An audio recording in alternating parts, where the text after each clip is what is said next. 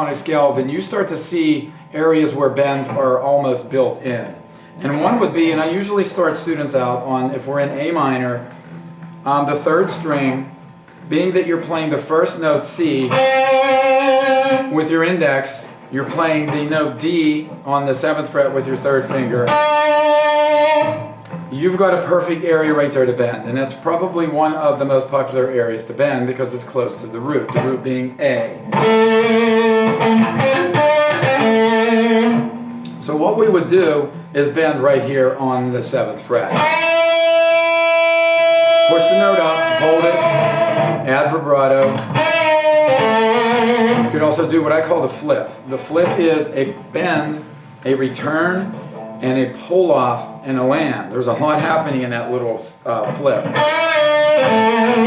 There's many ways you can do the flip. You can bend up to the top and release from the top and flip down, or you can let it come down.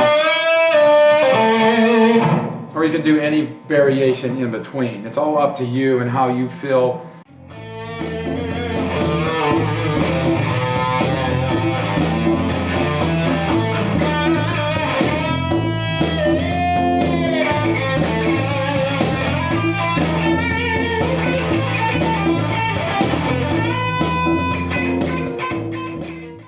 Go through how you bend a string and how I bend a string.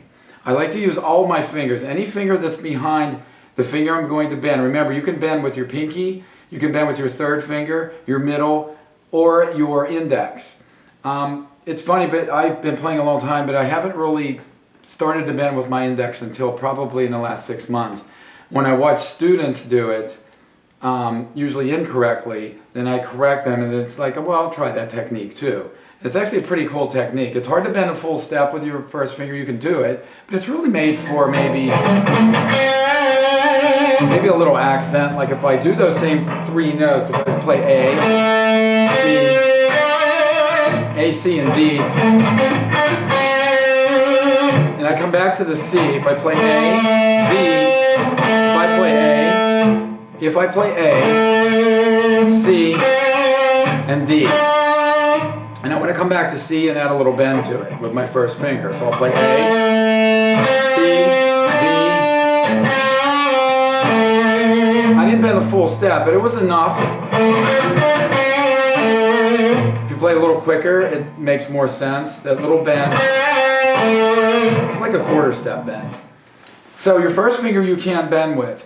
In my opinion, and I could get arguments from that, in my opinion, your strongest finger is your second finger.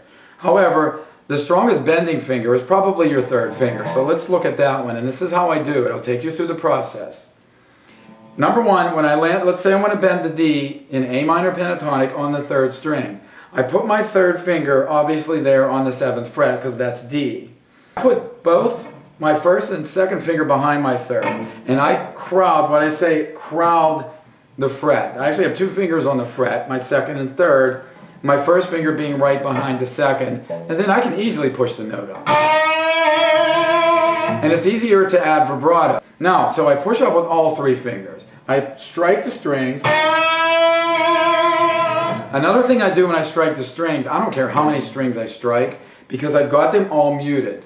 I mute with my thumb, I mute with my 1st finger, my 2nd, I mute with everything. I'll mute with my shoes if I could. But I mute all strings so that when I strike the strings, every string is clicked except for that D note. That's the only note sounding. Everything else is a click. That means they're muted. Now, do you hear the click when I strike the strings? Of course you do. But that only adds to the power of the bend. If I strike that note,